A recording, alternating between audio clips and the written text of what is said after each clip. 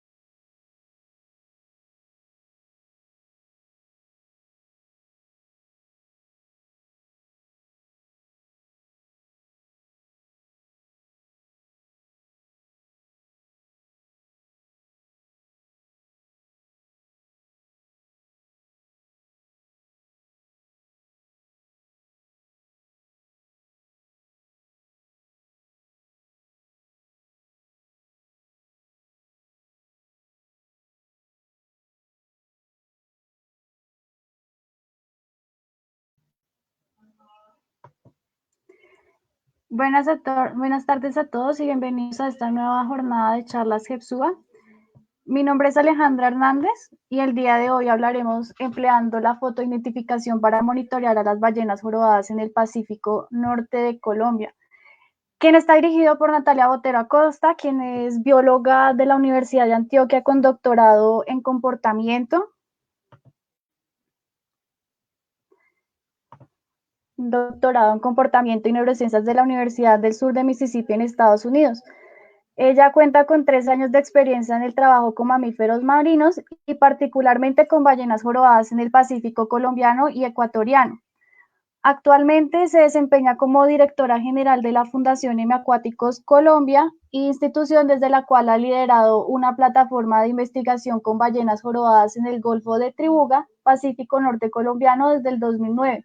También es investigadora asociada al Programa Antártico Colombiano. Hola, ¿cómo están? Muchas gracias. Bienvenida Natalia, muchísimo gusto por participar en esta charla GEPSUA. No, muchas gracias a ustedes por la invitación. Bueno, Natalia, cuéntanos el día de hoy más o menos qué nos vas a hablar y pues ya ahorita empezamos a compartir pantalla para que mientras la gente empieza a conectarse. Perfecto. Bueno, lo que preparé hoy es, digamos, una charlita muy general sobre qué es la fotoidentificación, cuáles son los criterios, digamos, importantes para hacer un análisis de fotoidentificación. Todo esto muy, muy enfocado a jorobada, pero también con ejemplos de otras especies como son cachalote, como son delfín nariz de botella. Como muy el fundamento metodológico y luego como casos muy puntuales que han resultado pues del monitoreo de fotoidentificación y de otras temáticas en el Golfo de Tribugá, que es en el Pacífico colombiano. Entonces, como de pronto casos de estudio que por una u otra razón pues nos resultan como interesantes. Entonces, discutir un poquito. hablar también de las ventajas y las desventajas del método de fotoidentificación, la facilidad con la cual se integra con otros métodos de investigación y bueno, tendremos obviamente un espacio pues como para preguntas y para discusión. Vale, y entonces empieza a compartir tu pantalla para empezar a generar la charla del día de hoy. Perfecto, bueno. A ver. Entonces, ¿me confirma si ves? ¿Sí? Sí. Perfecto, entonces pongamos la grandecita y se ve bien todo. Sí. Vale, perfecto. Entonces, iniciamos. Bueno, entonces, pues la gran pregunta, digamos, que nos trae el día de hoy es ¿qué es la fotoidentificación? ¿Qué es esta técnica? ¿En qué consiste? ¿Para cuáles grupos se aplica? Entonces, a modo, pues como muy general, es un método de investigación que no es letal, es decir, no hay que sacrificar a los individuos, no hay que afectarlos, digamos, colectando una muestra de tejidos, estresándolos, por lo cual se le considera poco invasivo. Se basa en la posibilidad de reconocer individuos mediante una fotografía. ¿Y mediante la fotografía de qué? De marcas que sean naturales y que cumplan tres criterios que son muy importantes, que están enunciados acá. Hay algunos que, digamos, hay limitaciones en cuanto a varias especies, hay otros que los cumplen todos, pero en general se busca que sean marcas estables, es decir, que no, por ejemplo, veamos una marca de coloración en una ballena en la temporada 2020 y para la temporada 2022 la pierda. Eso no sería una marca que es útil para un proceso de fotoidentificación. Singular, es decir, que sea, digamos, diferente para cada individuo, es decir, que nosotros efectivamente podamos identificar diferentes individuos basándonos en coloración, en muescas, bueno, ahí luego vamos a hablar un poquito más en detalle de qué tipo de caracteres. Y algo muy importante y la que tal vez se incumple como con mayor frecuencia, sobre todo en ballenas jorobadas, es que tengan una probabilidad de detección o de captura similar. Entonces vamos a ver que en jorobadas eso no siempre se cumple. En este sentido, la fotoidentificación se usa en muchos grupos taxonómicos, tiburón ballena, por ejemplo, el parche que va detrás de la aleta dorsal de las orcas, con trampas, cámaras trampa, ha sido un boom con fotoidentificación con los felinos en estas manchitas pues que básicamente cubren todo el cuerpo del animal y digamos en cuanto a mamíferos acuáticos tal vez las dos especies como que son más famosas en cuanto al uso de fotoidentificación son ballenas jorobadas y delfín nariz de botella. Vamos a explorar ese caso y a explorar casos en otras especies. Bueno, entonces otro punto como importante a considerar es que, digamos, siempre pensamos en la fotoidentificación como el investigador, en la lancha, pero digamos que hay otro tipo de plataformas que se prestan para el trabajo en fotoidentificación. Entonces, fotoidentificación en mayor o menor medida se puede hacer desde tierra, con un punto fijo, con un punto elevado, como lo muestra acá la imagen, desde la embarcación, que es, digamos, la metodología tal vez más, o la plataforma, perdón, más utilizada, y también desde aeronave. Y vamos a ver una de las especies con las cuales esta metodología es, digamos, más utilizada, o esta plataforma es más utilizada.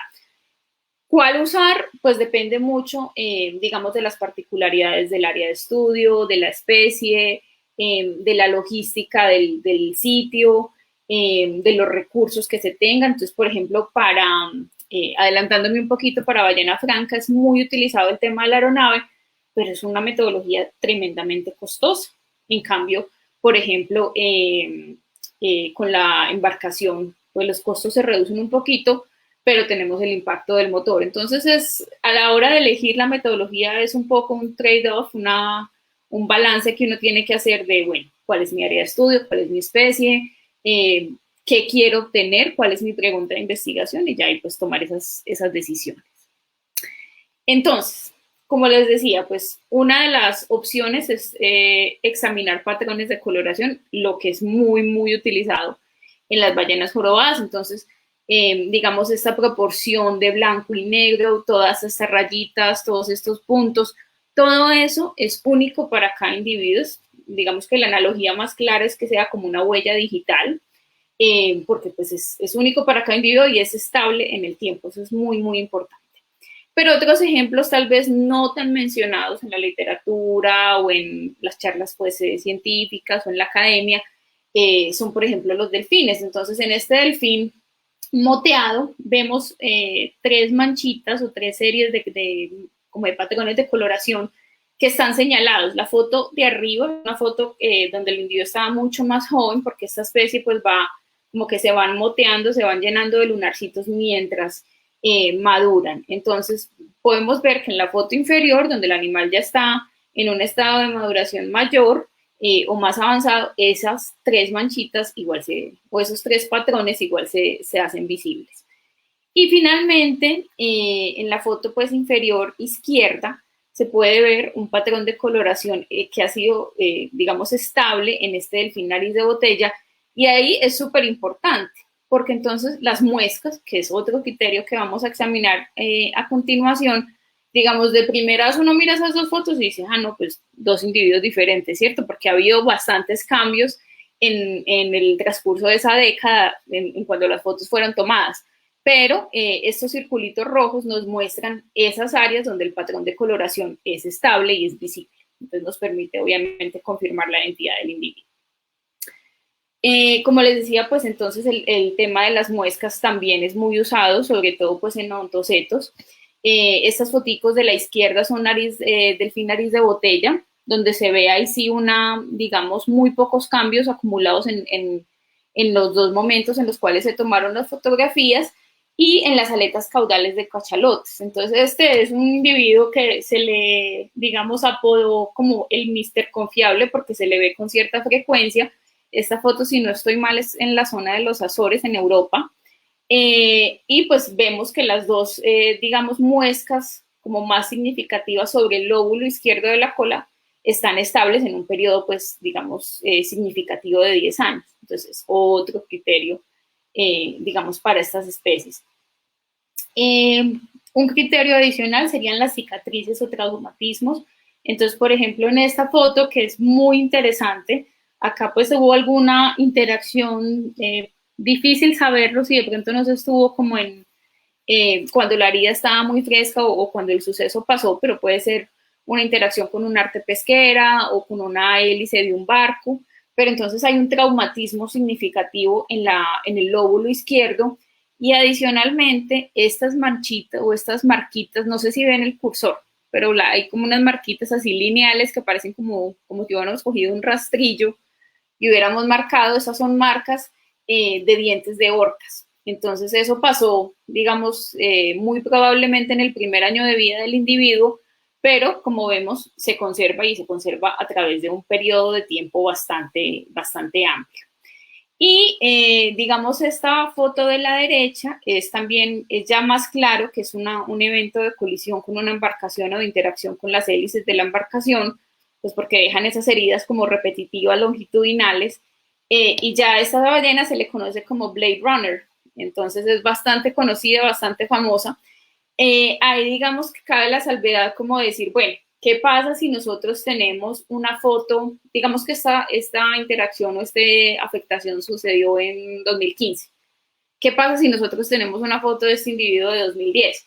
Todo lo otro, todas las otras características, estas manchitas, este borde como intercalado blanco y negro, eso igual se va a conservar.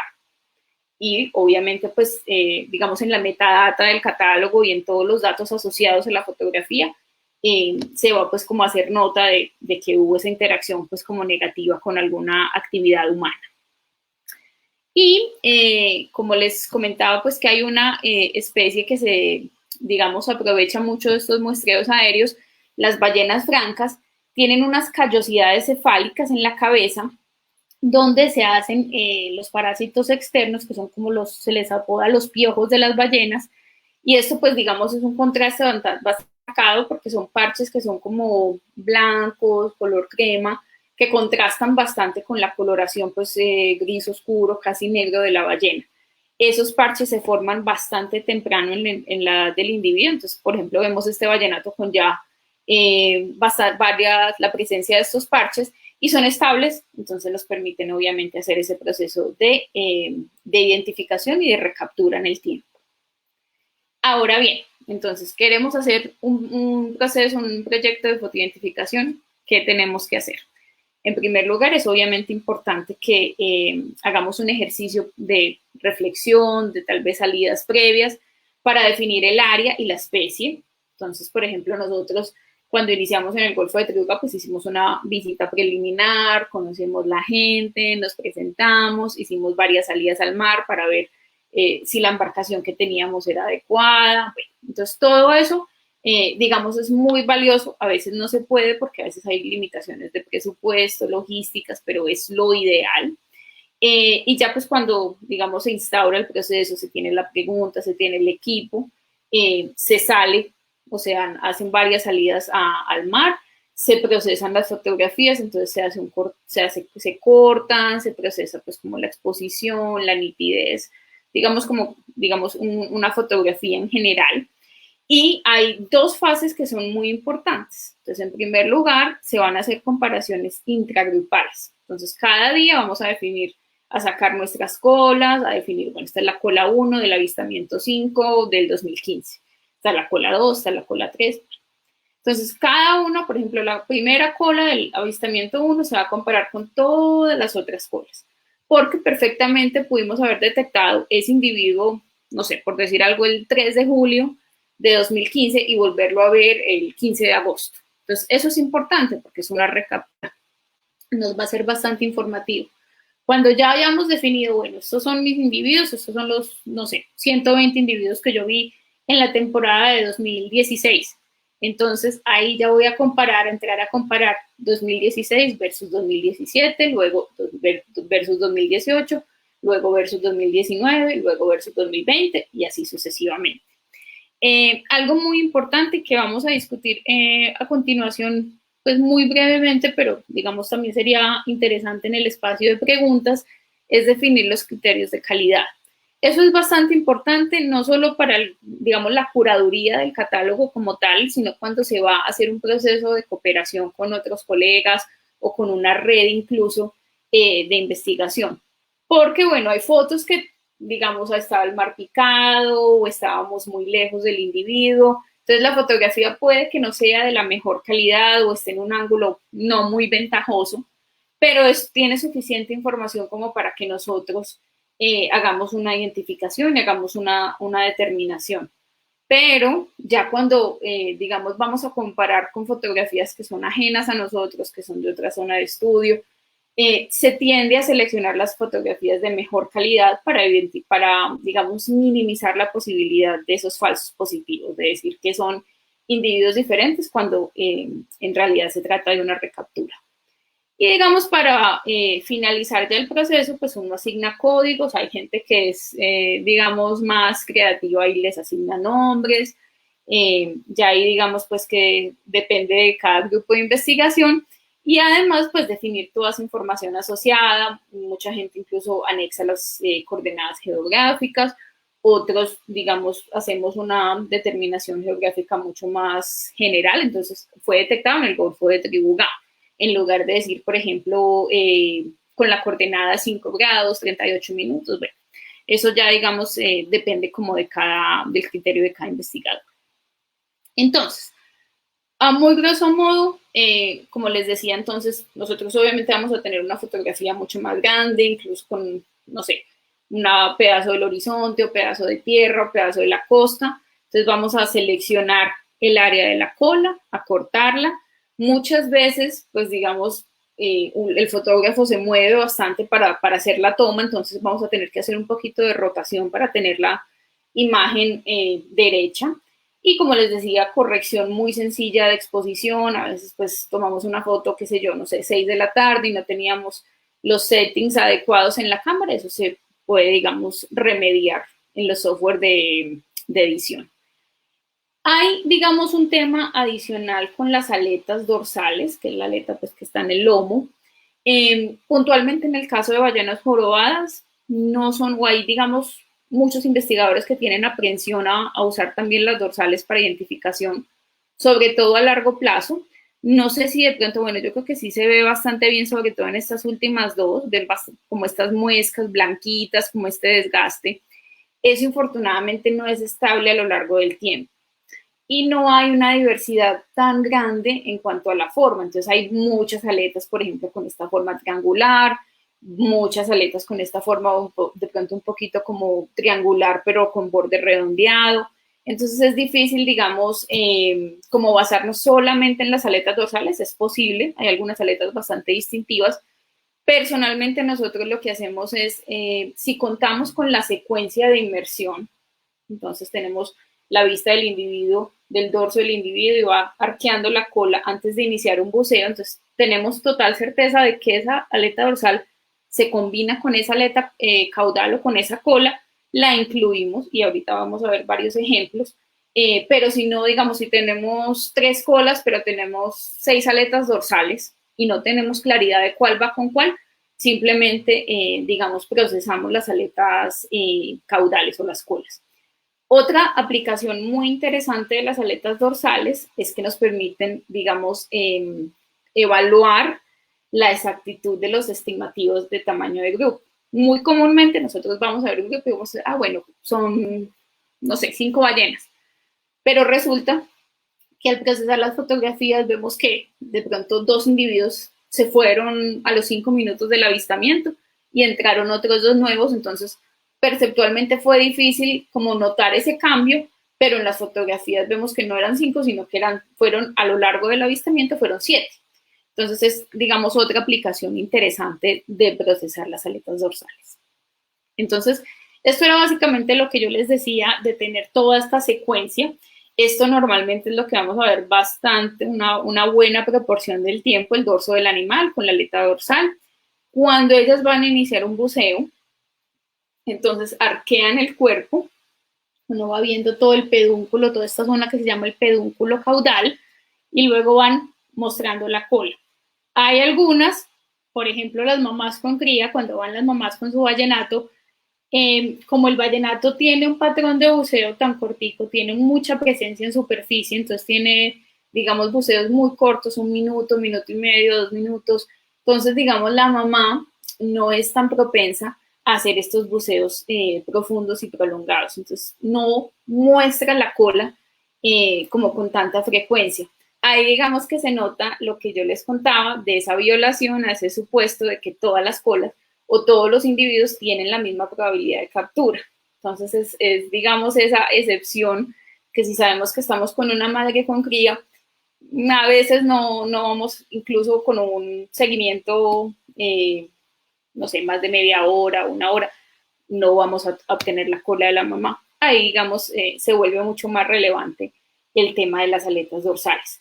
Entonces, como les decía, si tenemos certeza de esa secuencia de buceo, de inmersión, perdón, entonces lo que normalmente nosotros como equipo trabajamos es añadir como una miniatura, una versión reducida de la aleta, porque, digamos, si llegamos a tener una comparación y estamos, bueno, estas están muy parecidas, no sé, pero las aletas dorsales que se añadieron porque hay certeza de esa secuencia son súper, digamos, diferentes, ahí decimos, bueno, no. Entonces, ahí nos podemos, digamos, enfocar en caracteres mucho más finos. Ahora bien, les mencionaba pues que había ciertos criterios como para la calidad de las fotografías, entonces vamos a revisarlos como muy brevemente. En primer lugar, se trata de una fotografía, entonces son criterios como muy uniformes a si es una fotografía de una cola de una ballena o de un paisaje o bueno. Entonces la exposición, importante en cuanto a que necesitamos que todas las marcas o todos los caracteres sean visibles. Estas 2 fotografías entonces superiores nos muestran una fotografía con muy buena exposición y contraste, donde todas las marcas son visibles, en donde toda la proporción de la cola está completa, y la parte inferior pues nos muestra fotografías con un, digamos, criterio muy pobre. Esta fotografía, por ejemplo, de la parte inferior derecha, se ve que es cuando tenía una condición de mucho brillo, entonces incluso esta cola que a simple vista parece negra, toda negra, Puede ser incluso una fotografía de una cola blanca, pero por todo ese brillo y digamos, la falta de ajuste entre las condiciones de iluminación y lo que capturó el sensor de la cámara, entonces nos parece negra. Esas fotos, por ejemplo, digamos, pues se procesan como lo más básico, pero no se incluirían en un catálogo porque no hay suficiente, o sea, no le permite al observador o al que va a procesar la imagen y contrastarla con otras, digamos, notar esas marcas y poder hacer la comparación satisfactoriamente. El ángulo, entonces, en cuanto a la relación o a la superficie del lago, lo ideal es tener una foto como la condición 1, que es una foto, una cola totalmente perpendicular a la superficie, pero a veces, digamos, lo más que vamos a tener es una foto como esta de la categoría 5, donde justo se ve, digamos, como parte de la aleta, no todo, entonces está como en un ángulo súper bajito, y eso es lo que tenemos. En ocasiones, como les digo, pues para el catálogo, para el procesamiento propio, es suficiente, tenemos, digamos, suficientes características para excluir que no se trate de una recaptura, pero a veces, infortunadamente, hay que excluir estas imágenes. En cuanto al ángulo relacionado al fotógrafo, entonces lo ideal es que estemos directamente detrás, pero a veces tenemos estas fotografías como la categoría 5, en donde estábamos en un ángulo digamos, muy extremo, entonces tenemos partes de la aleta que totalmente como en esta de la esquina inferior derecha hay muy poco visible, entonces básicamente como lo del borde, pero muy difícil como obtener muchas características, además que tiene también una afectación por brillo bastante intensa, pero bueno, pues digamos que como reiteramos ya en otras ocasiones, a veces tienen lo suficiente como para hacer ese proceso de comparación. Como cualquier otra fotografía, entonces también el foco y la nitidez. Lo ideal es obviamente nuevamente tener una fotografía perfectamente enfocada, perfectamente nítida, pero a veces pues tenemos fotografías como de nuevo la categoría 5, donde están totalmente desenfocadas. Esta pues se puede ver que tiene un borde predominantemente negro, pero digamos, esas características finas de las rayitas e incluso de las muescas del borde, totalmente imposible pues diferenciarlas ahí. Y finalmente, ¿qué proporción de la cola es visible? Entonces, obviamente, lo ideal es tener la totalidad de la cola, pero a veces pues tenemos, por ejemplo, medio lóbulo. Entonces hay digamos, colegas que de cero no incluyen ninguna cola que sea parcial. Hay otros que las incluimos y son lo suficientemente, digamos, distintivos. Eso ya ahí, digamos, cada grupo maneja también su criterio. Bueno, ya incluso entonces entrando como al otro componente un poquito de la charla, entonces la fotoidentificación es una metodología tremendamente popular porque tiene muchas aplicaciones. Entonces, por medio de la fotoidentificación y digamos sobre todo con un muestreo longitudinal, es decir, con un muestreo que se ha sostenido en el tiempo con varias temporadas, vamos a poder obtener detalles de la estructura social, de los patrones de asociación, porque obviamente, digamos, es común que nosotros tengamos un grupo de 4 o 5 y ojalá tengamos las colas de los 4 o 5. Entonces, es muy fácil, digamos, notar en nuestra metadata, en nuestra información asociada al catálogo, bueno, esta cola BGT 022 fue vista en asociación con BG3 023, 024 y 025. Porque sería muy interesante, digamos, una recaptura incluso a nivel grupal. Nos permite también inferir información de estructura y de tamaño poblacional, haciendo estimaciones de abundancias perfectamente, digamos, posible, y es una de las metodologías más usadas, porque como hay muchos investigadores que hacen fotoidentificación, pues es fácil, digamos, reunir todos los catálogos y entrar a comparar como ya los datos de una zona geográfica muy extensa. En términos de epidemiología y ver cómo, por ejemplo, cómo se transmiten ciertas patologías, a cuáles individuos de la población afecta, a cuáles no. Ecología reproductiva, entonces, puntualmente esta es una de las aplicaciones que tal vez a mí más me interesan, porque dentro del monitoreo de ballenas jorobadas me interesa mucho un tipo de asociación que es la mamá con su ballenato y un individuo adicional que se le denomina escolta. Entonces, todas estas dinámicas y estos patrones de asociación es posible, digamos, examinarlos también a partir de fotoidentificación. Y finalmente, una de las aplicaciones tal vez más famosas en los estudios de fotoidentificación, los invito incluso a que vean los estudios de Lilian Flores, que es la pionera de las ballenas en Colombia, que fue de las primeras investigadoras en establecer esa conexión de los individuos que venían a Colombia a reproducirse y se alimentaban en la península antártica. Entonces, muy utilizado en esta definición de patrones migratorios y de uso de hábitat. Entonces, acá es donde les comentaba que tenemos como un espacio para hablar de casos puntuales que nos resultan bastante interesantes. Nosotros somos un poquito aburridos, entonces damos códigos, no le asignamos nombre. Muchos casos, por ejemplo, no sabemos el sexo del animal. Hay casos para los cuales, por ejemplo, hacemos biopsias remotas, tenemos o disparamos una flecha modificada a partir de una ballesta o un dardo modificado a partir de un rifle. Y podemos tener una muestrica de tejido del animal, luego hacer extracción de ADN y luego hacer sexaje. Entonces sabemos que esa cola pertenece a un macho. No es, digamos, posible para todos. Entonces, esta cola se le asignó el código de BGT, ballena del Golfo de Tribugá 19, fue de nuestros primeros registros. Entonces, el primer registro fue el 15 de junio del 2013 y tiene varias recapturas, entonces 2 de ellas incluso muy seguiditas, el 3 de julio y el 25 de julio del 2016. Y pues ahorita justo acabamos de detectar una recaptura nueva con uno de las fotografías de 2019, pero pues como esa comparación no se ha terminado, entonces no se las incluí porque puede haber incluso más. Entonces, muy interesante, es una cola bastante, digamos, reconocible, le falta como la puntica del lóbulo izquierdo y bueno, tiene bastantes caracteres, pues como que nos permiten una identificación exitosa. Ese caso puntual 2 es ya un vallenato, se fue registrado el 15 de agosto del 2016, no tenemos hasta la fecha recapturas y es muy interesante porque hay muchos colegas que, por ejemplo, son un poquito reticentes a usar las colas de los vallenatos. ¿Por qué?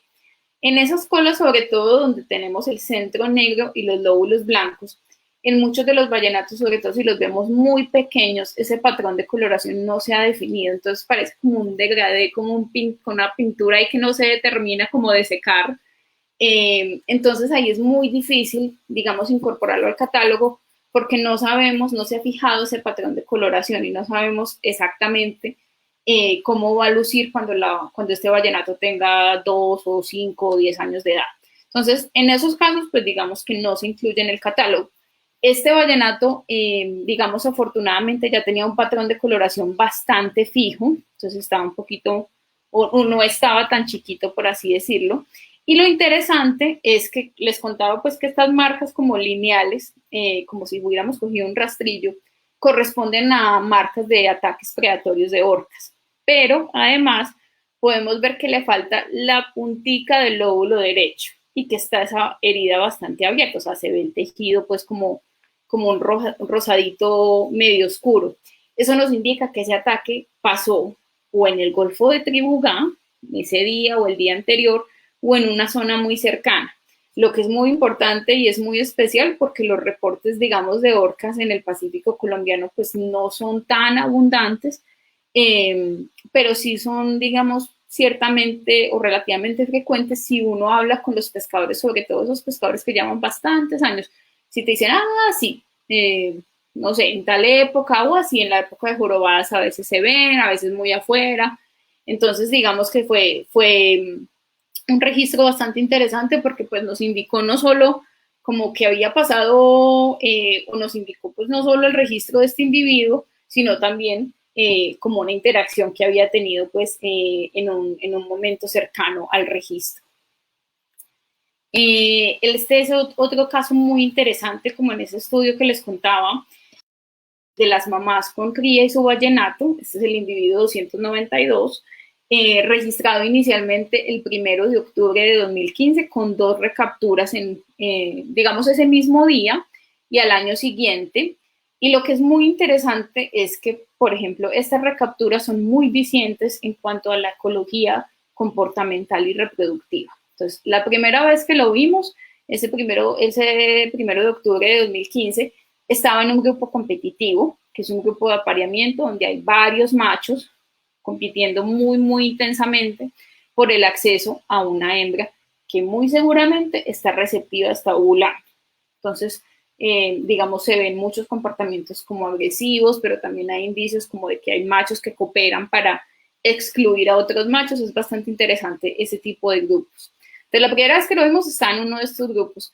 Y los otros dos avistamientos corresponden a acompañamiento de una mamá con cría. Entonces, digamos, esas son como dos de las estrategias comportamentales de los machos: acompañar a una mamá con cría, porque probablemente de pronto esa mamá esté ovulando posparto, o digamos, perseguir o estar asociado a una hembra junto con muchos otros machos en esperanza pues de que, digamos, sean seleccionados o por su condición corporal, por su bienestar, pues al final excluyan a todos los otros machos y puedan copular con esa hembra. Entonces, como hay un ejemplo de todas estas aplicaciones que se pueden dar con fotoidentificación.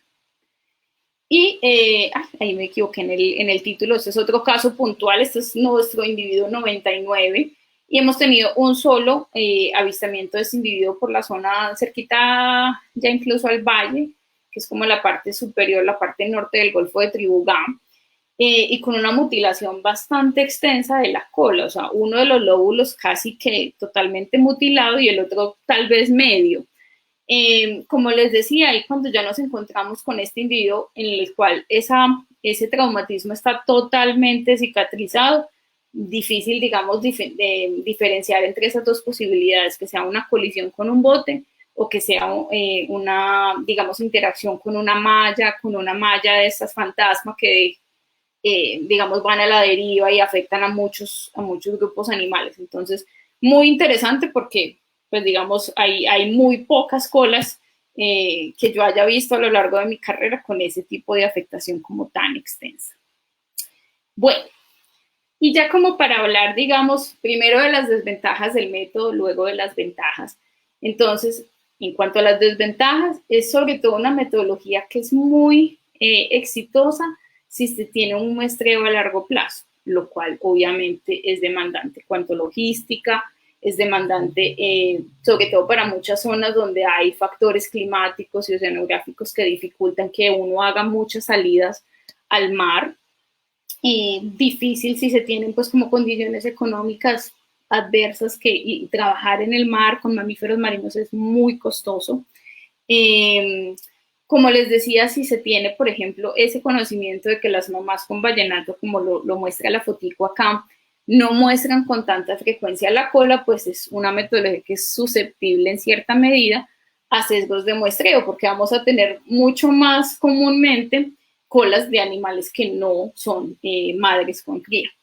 Es un procesamiento de datos, sobre todo si se cuentan con muchas fotografías, que resulta a veces tedioso. A mí me parece maravilloso, hay gente que le parece horrible, entonces eso, digamos, ahí cada quien tiene su nicho, por así decir. Es, digamos, o también al estar en la embarcación, que es tal vez la plataforma que más se combina o más frecuentemente se combina con fotoidentificación, pues vamos a tener un impacto.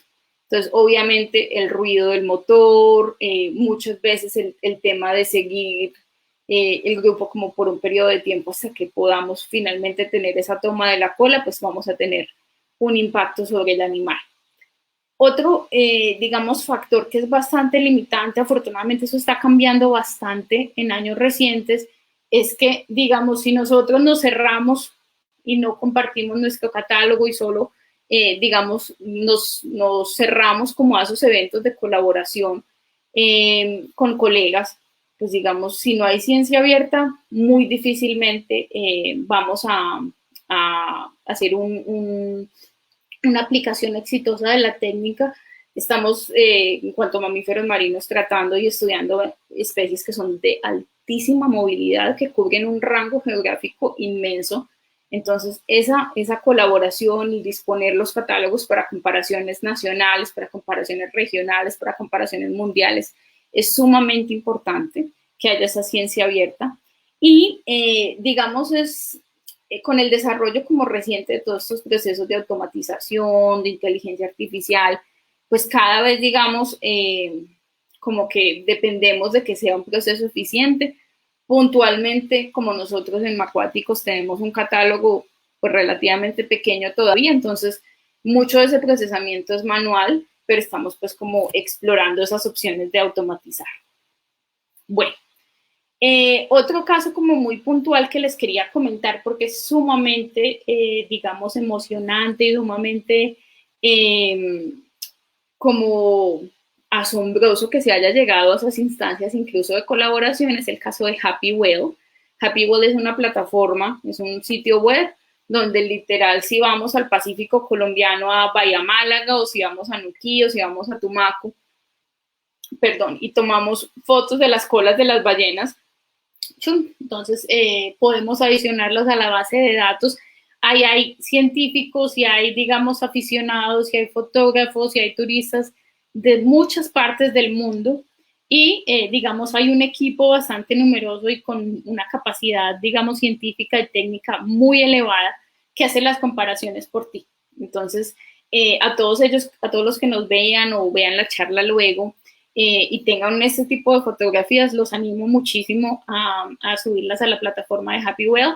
En cuanto al catálogo que nosotros tenemos en la plataforma, entonces hay unas recapturas fantásticas, muchas, casi 40 a la fecha, y ya estamos incluso en el proceso de adicionar más fotografías con la 39 recapturas con la península antártica, 6 con el estrecho de Magallanes en Chile, 2 con los órganos en Perú, 4 con Salinas en Ecuador, y esas recapturas son especialmente significativas para mí porque yo hice mi pasantía de investigación y mi tesis de pregrado en Salinas, entonces esos match me encantaron. Una en Manabí, Ecuador, 4 de Bahía Málaga, acá en Colombia, con una colega magnífica que se llama Isabel Ávila, 12 con Bahía Solano con los colegas de Madre Agua, Turismo e Investigación, 4 con el Golfo de Chiriquí en Panamá, 5 con Punta Arenas en Costa Rica y una incluso en Tonga, que es ya pues un match, digamos, asombroso porque pues no es, es digamos otra de los posibles destinos de todas estas ballenas que se alimentan en la Antártica o en los polos. Al menos 14 de nuestros individuos, de los que están sometidos en esta plataforma, son nuevos para la ciencia. Eso es súper importante porque no los han registrado en ninguna parte pues, del mundo hasta ahora. Y pues bueno, como cada vez se va sumando más gente a la plataforma, va subiendo sus datos, pues ojalá muy pronto tengamos como noticias de recapturas para estos individuos en otras zonas del mundo. Ya incluso con esa información en mente, hablando de las ventajas, entonces, pues, si bien tiene un impacto, es uno de los métodos de menor impacto. Como les decía, se puede integrar muy bien con otros métodos y con otras plataformas de trabajo, entre ellas con las plataformas turísticas, es por ejemplo el trabajo, y los invito a todos los que no los conozcan, de los colegas de Madre Agua en Bahía Solano, que hacen, digamos, turismo científico, entonces van con turistas y al tiempo están haciendo ciencia, están tomando pues los datos, por esa característica, digamos, que se beneficie de un muestreo longitudinal, entonces son bases de datos bastante numerosas y bastante robustas, y se da una buena complementación con otras metodologías, entonces, por ejemplo, con genética, si tomamos una muestra de tejido y tenemos buena certeza de la cola que acompaña esa muestra, entonces vamos a poder sexar ese individuo, vamos a poder, por ejemplo, extraer hormonas y saber si esa hembra, si es una hembra, si está preñada o si está ovulando, si es un macho, si ya está reproductivamente activo. Es un método bastante complementario con mucho potencial. Y finalmente, digamos ya para que nos vayamos a la parte de las preguntas y de la discusión, una reflexión en cuanto a la importancia y el impacto del método. Entonces, en toda, digamos, como el auge del tema del canto de las ballenas, y en esa transición de la caza comercial a, digamos, actividades de turismo de avistamiento, hay un científico norteamericano que se llama Roger Payne que dijo, ciencia de impacto y seria se puede hacer sin ballenas muertas o con digamos, con las ballenas vivas sin necesitar una captura y un sacrificio. En este sentido, es tal vez uno de los métodos más ampliamente utilizados en el monitoreo y en la ciencia de mamíferos marinos. Es, digamos, muy acorde que sea pues ese monitoreo longitudinal y a lo largo de periodos de tiempo extensos, porque es una especie, o son especies, si hablamos ya un poquito más general de mamíferos marinos, son especies muy longevas. Muchos de los programas de investigación en mamíferos marinos, en ballenas jorobadas, llevan 30, 35, 40 años, y hay recapturas de esos individuos que se registraron pues cuando esos programas de investigación iniciaron, lo que es asombroso. Y digamos que es una de las metodologías, perdón, que se dan muy fácil para promocionar y para promover la ciencia ciudadana. Entonces les decía, por ejemplo, que en esta plataforma de Happy Well hay muchas fotos de turistas, y eso es maravilloso porque cada vez, yo que he trabajado a veces con turismo, pues cada vez es más frecuente ver a turistas o a visitantes en una zona con cámaras muy sofisticadas, con equipo muy sofisticado, pues que pueden, digamos, complementar de manera muy importante el trabajo de nosotros como investigadores. Y bueno, básicamente en cuanto a la presentación, eso era lo que tenía preparado. Dejo de compartir ya.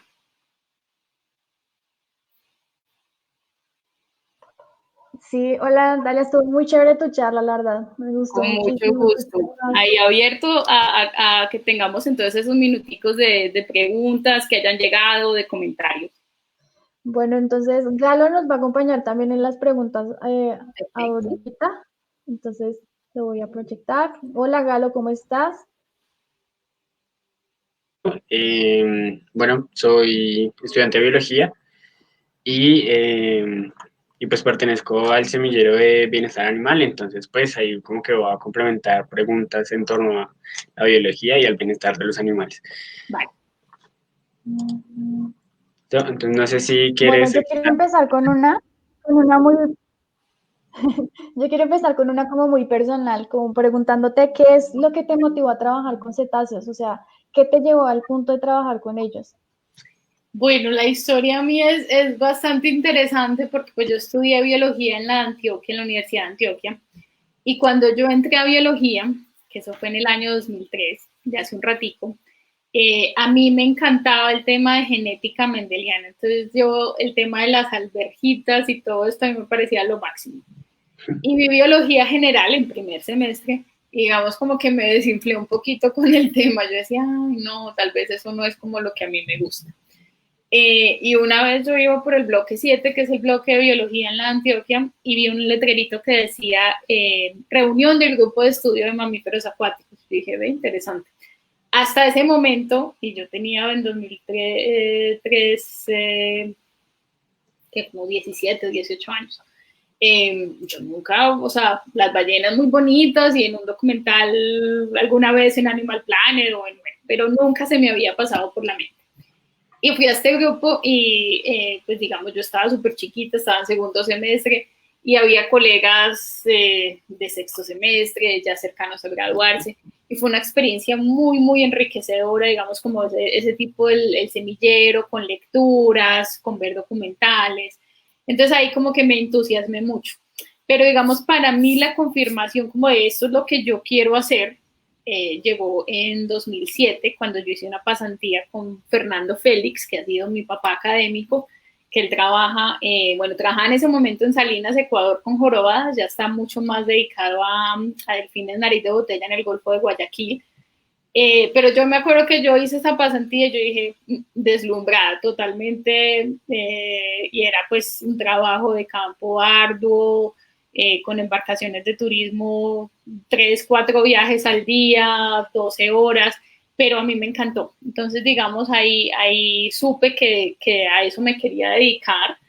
Y cuando egresé de la Antioquia ya en el año 2009, digamos que surgió mucho la curiosidad de hacer algo en Colombia. Entonces decíamos, bueno, es que tantos vacíos de información que hay en Colombia, tenemos Caribe, tenemos Pacífico, pues como por dónde empezar.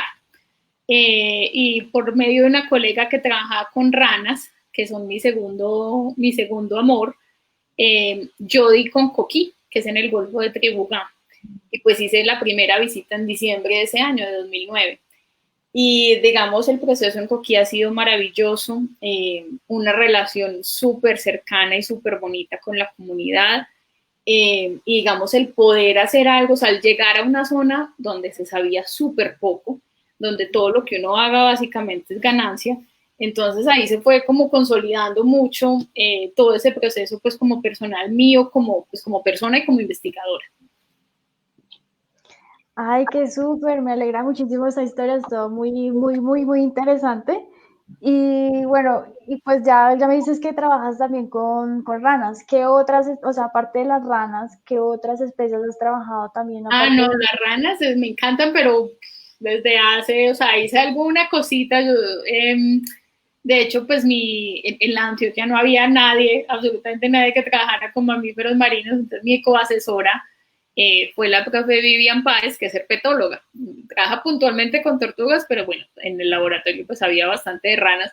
Entonces a mí me encantaba, pero si me preguntas ahorita de ranas, no me rajo yo qué. Pero sí, básicamente pues ha sido como con ballenas jorobadas, también de manera oportunística, o sea, casi todo nuestro trabajo se focaliza en la temporada de jorobadas que va de junio a octubre. Pero en esa temporada, digamos de manera oportunística, nosotros también registramos delfines. Entonces en la zona ya en Tribugá hemos visto nariz de botella, hemos visto manchado, hemos visto rotador, incluso especies pues como de pinípedos, elefantes marinos, y ahí pues digamos que está la ventaja de que sea un muestreo, pues una plataforma de muestreo a largo plazo, pero básicamente con jorobadas y pues con varias especies de delfines. Y que, digamos que cuáles han sido los mayores logros que tú has tenido con estas investigaciones, o sea, unos logros que tú nos cuentes así como muy rápido que hayas tenido. Bueno, pues entonces en cuanto a la tesis de doctorado, como les decía que yo tenía esa pequeña obsesión con los grupos de mamá, cría y escolta, entonces me enfoqué en eso y fue un proceso investigativo, o sea, contemplamos datos de 5 años, un proceso bastante exhaustivo, pero fue muy bonito. Entonces, por ejemplo, uno de los hallazgos más interesantes es si tú miras la literatura, por ejemplo, del tema, en cuanto a distribución espacial, o sea, de dónde se dan los avistamientos en un área geográfica. Entonces tienes que en muchas localidades hay una segregación espacial. Entonces tienes las mamás con cría súper cerquita a la costa, las mamás con un solo escolta un poquito más en aguas un poquito más profundas y más lejanas, y ya con múltiples escoltas, muy probablemente en uno de esos grupos competitivos que les contaba, en aguas todavía más lejanas, todavía más profundas. En el Golfo de Tribugá o el Golfo de Tribugá, si se compara con el resto del Pacífico colombiano, es muy diferente, es digamos una excepción, porque entonces en el resto del Pacífico colombiano la plataforma continental es muy amplia. Eso implica que tú mientras te vas alejando de la costa, pues vas teniendo profundidades mayores. En Tribugá no es eso, pues no en todo el Golfo, pero en gran parte de él, tú tienes profundidades, digamos, considerables relativamente cerca a la costa. Cuando nosotros empezamos a ir a la zona, dijimos, bueno, eso tiene que estar causando como o sea, tiene que tener algún impacto en el comportamiento y en la distribución de mamíferos marinos. Y esa confirmación llegó con la tesis de doctorado, por lo menos para jorobadas, porque no veíamos ninguna evidencia de esa segregación que les contaba. Todas estaban súper apeñuscaditas en una franja muy pequeña, porque pues las jorobadas son bastante costeras, les gusta esas aguas someras. Muy frecuentemente en la literatura vas a ver, sí, prefieren aguas de 200 metros o menos de profundidad, y nosotros teníamos avistamientos con vallenato, que son los que tienen esa preferencia aún más marcada en aguas de hasta 500. Entonces decíamos, qué interesante. Este tema de fotoidentificación ha sido supremamente, digamos, emocionante para nosotros en términos de los resultados que llevamos. O sea, eso que les contaba yo de que sean 14 individuos que solo los han visto en Tribugá, eso es súper interesante. Y digamos que abre como a la puerta mucho a, bueno, ¿qué va a pasar? ¿Dónde lo van? Si lo vuelven a ver, ¿dónde lo van a ver otra vez? ¿En Málaga, en Vallasolano o en Chile o en Antártica? Eso es bastante interesante. Tribugá es una de esas localidades que, como les decía, pues ahorita que nosotros y que otros colegas hemos empezado a hacer trabajos, pues cada vez se van superando más esos vacíos de información, pero es muy gratificante porque literal cualquier cosa que uno haga es ganancia y eso es muy bonito, es muy satisfactorio como profesional porque pues digamos que ahí se muestra mucho la contribución que uno como profesional puede hacerle al país, a los procesos de conservación, a las comunidades locales. Esta es una especie que digamos es el blanco de un esfuerzo turístico que cada vez va creciendo más, entonces es bastante importante pues como esos datos y ese monitoreo continuo. De acuerdo a eso, entonces, ¿cómo manejan, digamos, cómo podríamos llevar a cabo un plan de conservación para las ballenas jorobadas? O sea, ¿ustedes trabajan con planes de conservación para las ballenas jorobadas? Pues mira, el plan más reciente data del año 2006 de jorobadas, puntualmente de jorobadas. Y para ese año, pues todavía nosotros estábamos en la universidad, entonces no, pues no, eso ya era como grandes ligas. Este año salió el plan de manejo de mamíferos marinos, ahí digamos hay contribuciones de varios de mis colegas y bueno, en que digamos estamos un poquito ahí como trabajando bastante fuerte en esta pandemia incluso en sacar todos esos productos de investigación. Nos ha pasado lo que le pasa mucho a uno, que es, bueno, es como esa urgencia de colectar más y más datos para que el paper sea más robusto, la investigación, y voltea uno y ya han pasado 10 años y bueno, dices como, uy, hay un montón de cosas por publicar y hay un montón de cosas que tenemos ahí en el tintero. Entonces, digamos que o la intención es pues como que publicar todos esos estudios, hacer un proceso de divulgación muy fuerte, tanto pues como con la comunidad científica, entonces en las conferencias, en encuentros pues académicos y con las comunidades. Eso me parece, digamos que es una prioridad bastante fuerte para nosotros, pero sí, pues digamos que hay cositas que ya se han incorporado de lo que hemos hecho y la idea es pues sacar muchas más para que en un posible o en un próximo, perdón, plan de manejo y en esas, digamos, iniciativas regionales y nacionales e internacionales de manejo y de conservación, pues toda esta información se tenga en cuenta, esa es la idea. Galo, ¿tú quieres preguntar algo? Dale, sí. Bueno, nada, hacer como puntual, como en dos cosas que has como mencionado. Bueno, en realidad tengo muchas preguntas, pero una de esas es como mencionarle como a la gente. O sea, tú nos dices como que iniciaste con, pues primero con la iniciativa, con la curiosidad y de pertenecer en estos grupos de investigación, ¿no? O sea, por ejemplo, pues GEPSUA, en mi caso, pues Bienestar Animal y esto. Entonces, pues como invitar a la gente pues de las universidades a ser parte de estos grupos de estudio, porque pues como vemos, son como impulsadores a grandes profesiones, labores y proyectos, demás como por ejemplo, tú eres pionera de este tipo de cosas.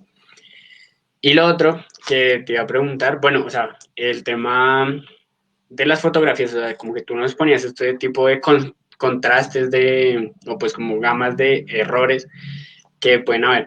Para este tipo de fotografías y eso hay como, bueno, ustedes o existe alguna institución como que genere estos cursos o capacitaciones para aprender a tomar una buena fotografía para este tipo de trabajos. Pues a ver, en mi caso el tema fue súper ensayo y error. Cuando yo llegué bueno, siempre me ha gustado, digamos, la fotografía, pero eso ya, pues, digamos, fue una coincidencia como un poco personal.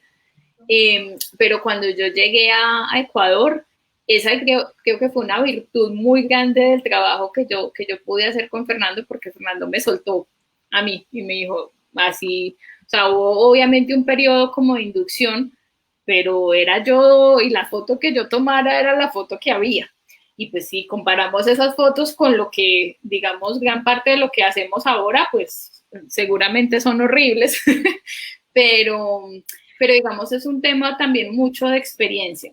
Yo estoy segura que hay digamos, recursos muy valiosos en incluso las facultades, por ejemplo, de comunicación audiovisual, en cuanto a fotografía. Puntualmente, por ejemplo, cuando yo estuve en la Antioquia en mi pregrado, yo tomé una materia que se llamaba fotografía aplicada a la biología Y eso considero que sería súper importante que se replique como en otras instituciones, porque bueno, fue digamos un escenario como de un despertar, pues como para mí en el tema, que coincidencialmente se dio o coincidió con la pasantía y luego con la tesis. Pero por lo menos en mi caso fue mucho experiencia. Hay cosas que uno va cogiendo, digamos, con los años, con el trabajo continuo. Y bueno, pues nada, o sea, es como aceptar que el trabajo o que el producto tal vez inicial puede que no sea de la mejor calidad, pero incluso como les decía yo, incluso a veces con fotos que tal vez están en esa categoría 5 de un ángulo horrible o de tal vez una porción muy pequeña de la cola que es visible, incluso a veces uno con esas fotografías puede hacer mucho. Entonces es que se tengan un poco de paciencia, hay muchas cosas que uno va perfeccionando con el tiempo y que exploren, o sea, que nunca, digamos, es esa curiosidad y esas ganas de aprender. Ok, muchas gracias. Aquí, bueno, en los comentarios, no sé si Aleja nos puedes proyectar de las preguntas que Sí, ya les voy a proyectar. Aquí te están preguntando en los comentarios. Aquí hay una que te dice, Laura Pérez te pregunta, ¿cómo afectaría el proyecto de la construcción del puerto en el Golfo de Tribuna a la ecología de estos organismos y cuál les afectaría más? Bueno, pues como para todos aquellos que nos acompañan y no sepan, pues el Golfo de Tribugá, digamos, hay un interés, digamos, bastante fuerte de la empresa privada y de incluso con algunos soportes del gobierno nacional de hacer un puerto de aguas profundas. Puntualmente, digamos que yo puedo hablar como con más propiedad del tema de mamíferos marinos y puntualmente de ballenas jorobadas. Hay dos efectos que, digamos, están o se proyectan y que afectarían a la especie en la, digamos, potencial construcción de un puerto. En primer lugar, contaminación acústica. Entonces, otro componente de la investigación o del trabajo que nosotros hemos hecho en la zona es de acústica pasiva. Entonces, tenemos unos equipos, un hidrófono que es básica, o sea, no es más nada que un micrófono que resiste y que está en condiciones de estar sumergido en el agua y poder grabar sonidos. Entonces es un equipo que tiene un hidrófono y se deja más o menos como a 20 metros de profundidad por periodos de 2 meses, 3 meses. Graba 10 minutos, está apagado media hora, graba 10 minutos, así. Entonces ese trabajo nos ha permitido tener o digamos un diagnóstico de todas las fuentes de sonido y de todas digamos, los índices de contaminación acústica. Y para eso ha sido clave la colaboración con una colega que se llama Kerry Seger, que es norteamericana y que es experta pues en esta temática. Ella ha trabajado puntualmente en Alaska y en 2 o 3 localidades, no estoy totalmente segura, en México.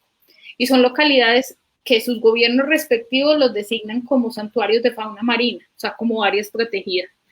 Y los indicadores de ruido de Tribugá son menores que todos esos. Entonces es un área tremendamente pristina y conservada en cuanto a contaminación acústica. O sea, lo que hay lo dejan en un estado como de conservación ideal para las ballenas jorobadas y para muchas otras especies, delfines, tiburones, tortugas marinas. Bueno, la lista es bastante larga. Entonces ese es el primer tema.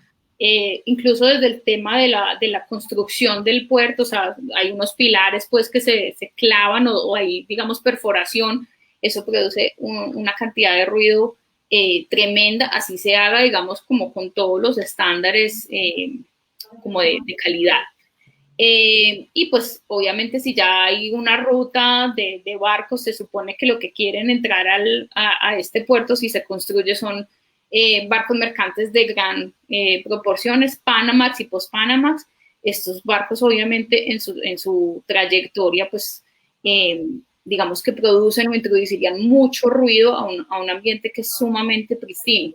Y una vez se hagan esas modificaciones, pues digamos ya se altera la calidad de ese hábitat para las jorobadas y para muchas otras especies.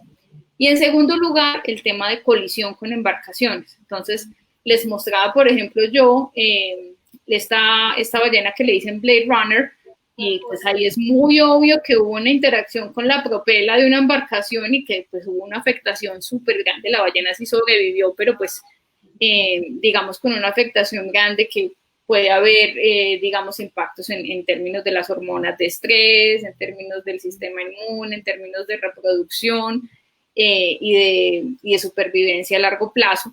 Y entonces, como en Tribugá, perdón, está, digamos, esa franja de esa escudo continental tan estrecho, y están las ballenas en una franja, digamos, como muy apeñuscaditas, pues digamos que ahí nuestra preocupación es que haya, por esa densidad de los animales, haya un riesgo de colisión muy significativo.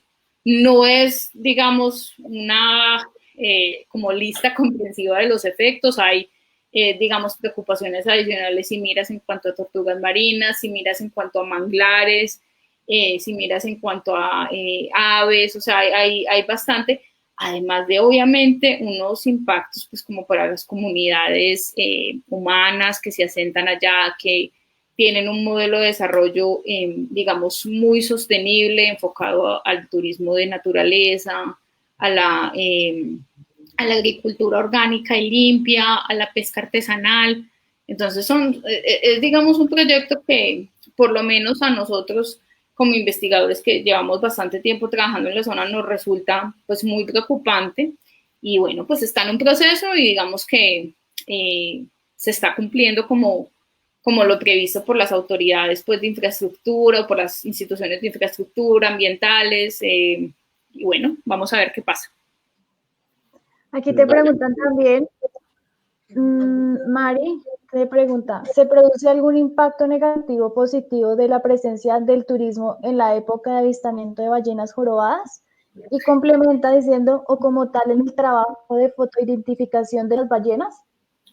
Pues a ver, nosotros, como les decía, obviamente pretender que la embarcación, incluso la nuestra investigación, no causa un impacto, pues sería, digamos, también como ingenuo incluso. Obviamente hay, digamos, estrategias para minimizar y para manejar ese impacto, sobre todo con las embarcaciones, pues como pequeños. En este trabajo en el Golfo de Tribugá, nuestra lanchita es de 6 metros de largo, de fibra, es bastante pequeñita. Entonces, digamos, Colombia tiene, por ejemplo, un protocolo emitido por el Ministerio de Ambiente con recomendaciones muy concisas y muy bien pensadas en cuanto a la distancia que hay que guardar con los animales, que es máximo 100 metros, en cuanto al tiempo de avistamiento, que es máximo media hora, en cuanto al número de embarcaciones, pero claro, o sea, por supuesto, digamos que la presencia de las embarcaciones tiene un impacto, y pues en el Golfo de Tribugá hemos visto tanto avistamientos muy responsables, operadores muy juiciosos, como algunos no tanto.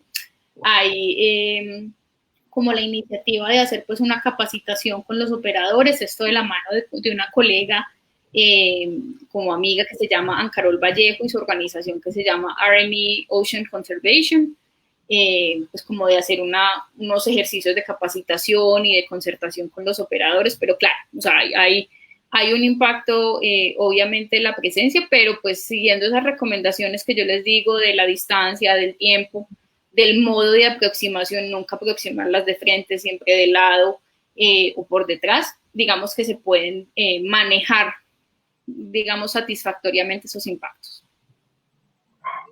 Digamos, bueno, tú dices que afecta negativamente a las ballenas. ¿Eso también implicaría, digamos, implicaría que se generaran algunas enfermedades en ellas? ¿Enfermedades qué, perdón? Enfermedades que puedan presentar ellas, obviamente, patologías que las afecten. Pues que yo sepa, o no tengo como mucha información pues de ese tipo, o como que se presenten patologías. Si ya digamos hay todo este proceso, como sobre todo a largo plazo, como acumulación de impactos, porque una cosa es también pensar que, por ejemplo, un grupo puede estar, qué sé yo, no sé, 3 lanchas observando un mismo grupo, pero después de que esas se van, esas lanchas se van, llegan otras 3, y luego llegan otras 3, o sea, entonces son efectos acumulados. Y digamos, sobre todo si no se respeta esa normativa, si, digamos, están muy cerca o las siguen, pues, como, digamos, en un tema ya incluso de acoso, con a velocidades muy altas, perdón, como de la manera que no se debe, todos estos impactos se supone que son acumulativos. ¿Y cuál es lo que se supone que se impacta? Todo el tema, por ejemplo, del sistema inmune, porque es una consecuencia directa de que esas hormonas del estrés, el cortisol y todas las hormonas pues como afines, estén elevadas y estén elevadas como de manera consistente a lo largo de un periodo temporal muy grande. Entonces ya se empiezan a ver, por ejemplo, sí, afectaciones en el sistema inmune, lo que puede llevar, por ejemplo, a cargas parasitarias muy elevadas o a incluso desorientación. Si hay desorientación, puede que haya eventos, por ejemplo, o que haya una mayor probabilidad de enmayamiento en artes pesqueras o de colisión con embarcaciones, e incluso pues eventos o impactos en las tasas reproductivas. Entonces, básicamente esos serían como los impactos, pero puntualmente si estamos hablando como de esos avistamientos tal vez no muy responsables, digamos si se da sostenido en el tiempo. Por eso es como tan importante esas intervenciones con los operadores turísticos, pues porque ellos son los que están ahí, digamos, de forma presencial, pero muy sostenida en el tiempo. Pero tú, digamos, podrías apoyar como tal o tú apoyas o tú crees que sí es correcto que las personas vayan a hacer avistamientos, porque pues yo supongo que esa gente no tiene como tal pues, los requisitos que tú dices. El avistamiento o el turismo avistamiento también tiene un lado positivo y puede ser bastante positivo. En primer lugar, digamos, cada vez es una base del sustento para las comunidades locales y cada vez más representativo para esas comunidades. Entonces, eso me parece positivo porque, digamos, se puede, con todos esos procesos de educación y de intervención y de socialización, como contar con los operadores y contar con que haya unos códigos de conducta. Y además que es una plataforma que es muy fácil de adaptar, por ejemplo, para actividades de investigación. Entonces, muchas veces yo lo he hecho, mayoritariamente en Ecuador, pero también en Tribugam, de acompañar a la gente en los avistamientos turísticos, de dar como una cierta charla. Y digamos que yo creo que también es algo muy comúnmente se le pone toda la responsabilidad o toda la carga al operador o al CAPI o al marinero. Pero hay también una responsabilidad importante de los visitantes, o sea, de los turistas, porque muchas veces también son los turistas y los visitantes los que no, pero acérquese más para la selfie, para la foto, para el video, para Instagram, para pipipi. Y digamos, eso también es un componente que se puede moldear. Entonces, yo creo que el turismo no necesariamente es malo, pero pues obviamente tiene que haber monitoreo y tiene que haber control y tiene que haber, ojalá, pues mucha disposición de los operadores para hacer la actividad pues del modo que se minimicen esos impactos. Pero no necesariamente es malo, no creo que necesariamente. Ok. Y entonces, ¿tú cómo recomendarías como tal para la conservación de las ballenas? O sea, ¿qué recomiendas? Pues a ver, hay muchas acciones que todos nosotros, digamos, desde nuestras casas y no necesariamente estando en una zona costera podemos tomar. En primer lugar, yo creo que es básico que nos informemos, porque, digamos, hay en un país como el nuestro que es bastante centralizado y como mucha desconexión con esas costas. Entonces, que nos informemos bastante, que si podemos visitarlas, seamos visitantes muy responsables. Una problemática, por ejemplo, bastante o que afecta bastante los ecosistemas marinos es el tema de residuos sólidos. Entonces, que apuntemos por minimizar, por producir menos desechos y por, digamos, apuntar a todo este proceso de reciclaje. Como consumidores, por ejemplo, de recurso pesquero, hay mucho que nosotros podamos hacer, informarnos de dónde vienen esos peces, si cumplen con las tallas mínimas, con qué arte de pesca fueron capturados. Entonces, por ejemplo, está el tema de los transmayos que pues tienen afectaciones bastante serias, o está el tema de los camarones, que es pesca de arrastre y que no es para nada selectivo. Entonces hay bastante que nosotros como consumidores podemos hacer. Y si llegamos, por ejemplo, a visitar una zona y hacer avistamiento de especies, entonces pues como hacer lo posible o poner nuestra parte para que ese avistamiento sea respetuoso con los animales y sea, pues, en la medida que sea respetuoso, va a ser sostenible en el tiempo. Entonces hay mucho que nosotros podemos hacer. Yo te hago una pregunta como más curiosa mía. Yo sé que hay un grupo de ballenas son jorobadas que están en el mar de Arábigo y ellos nunca hacen el recorrido normal que hacen las ballenas. ¿Tú sabes a qué se debe eso? Porque yo sé que nunca hacen ese Porque recorrido en normal. esa zona, por ejemplo, pues tienen ahí el recurso de alimentación. Entonces, pues digamos que no, evolutivamente esa población no desarrolló como ese ciclo migratorio tan marcado que tienen. Es ciertamente fascinante y lamentablemente hay muy poquita investigación o hay, digamos, no tanta como nos gustaría que hubiese en esa población, porque ciertamente es la única, es la excepción. Todas las otras poblaciones tienen un ciclo migratorio súper marcado, en donde hay una época de alimentación, luego una migración a zonas tropicales, donde se realiza el proceso reproductivo. Entonces esa población es única y digamos que está bajo unos criterios de conservación y de protección pues especiales, precisamente por esa digamos, como característica de ser tan único, de ser tan especial. Por aquí en Facebook te están preguntando, la voy a proyectar.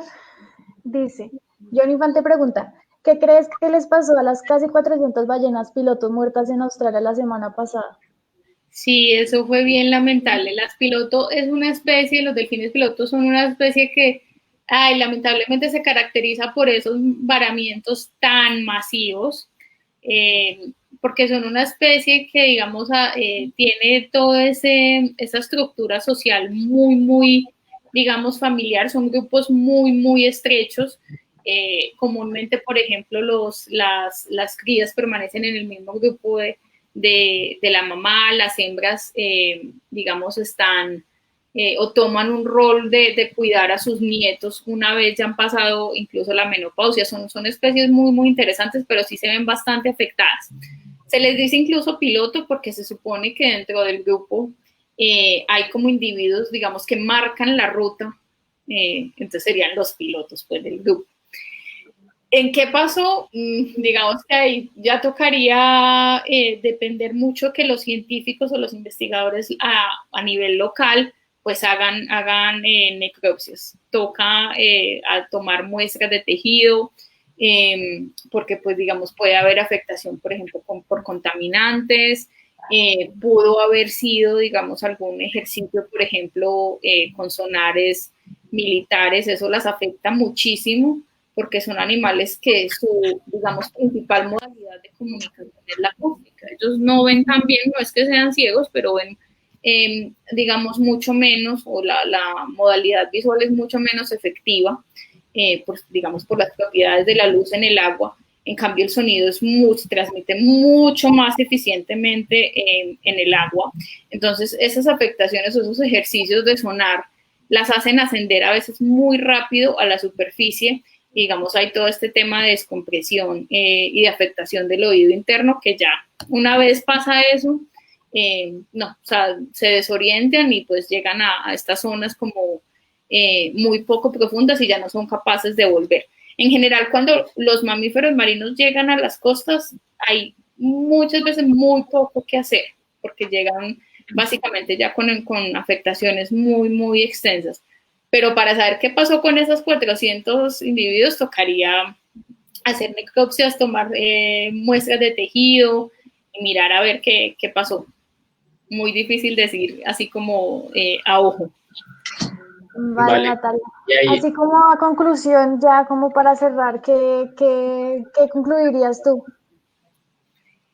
Yo concluiría que el tema como la investigación con mamíferos marinos y mamíferos acuáticos en Colombia es sumamente, digamos, estimulante. Invitaría mucho a todos los estudiantes de biología, de ecología, incluso de veterinaria, aunque lamentablemente en el trabajo en Tribuga no hemos podido incorporar mucho la veterinaria porque no tenemos ese contacto, digamos, tan directo con los animales.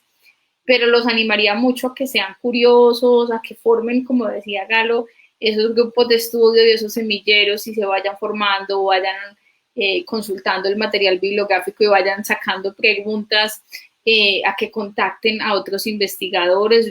Les decía que yo soy terrible para responder correo porque me embolato y si no anoto algo se me olvida. Pero que vayan contactando con la gente, ir a los congresos, sobre todo a los nacionales, es súper importante formar esas conexiones y que si, digamos, deciden adentrarse en este campo, que es muy estimulante y muy necesario, como que haya gente nueva, pues que colaboren. La colaboración en este campo es tremendamente importante. Nadie hace nada solo. Entonces, digamos, fortalecer todos esos procesos de colaboración interinstitucional, interdisciplinario, pero pues mi reflexión sería que se unan porque hay como investigaciones muy interesantes y se necesita mucho más trabajo. Vale, Natalia. Bueno, muchísimas gracias por haber estado y muchísimas gracias a todos los que nos vieron en esta charla. Espero que hayan aprendido muchísimo. Bueno, les voy a hacer como un aviso parroquial sobre una charla que vamos a llevar a cabo el martes. Entonces les voy a mostrar aquí como tal ya el póster. Bueno, como pueden darse cuenta, es una charla que vamos a llevar a cabo con un programa de conservación de pangolines en Susulán, África. Esto se va a llevar por Instagram Live. Bueno, pues esta charla pues está más dada hacia la conservación. Es una persona que se encarga muchísimo de la conservación, entonces pues los esperamos a todos por allá. En Instagram es el martes a las 6 p.m. hora Colombia, a las 6 p.m. en hora México y pues en África a la 1 de la mañana, ¿vale? Muchísimas gracias a todos. Chao, Natalia. Chao, muchas gracias a ustedes.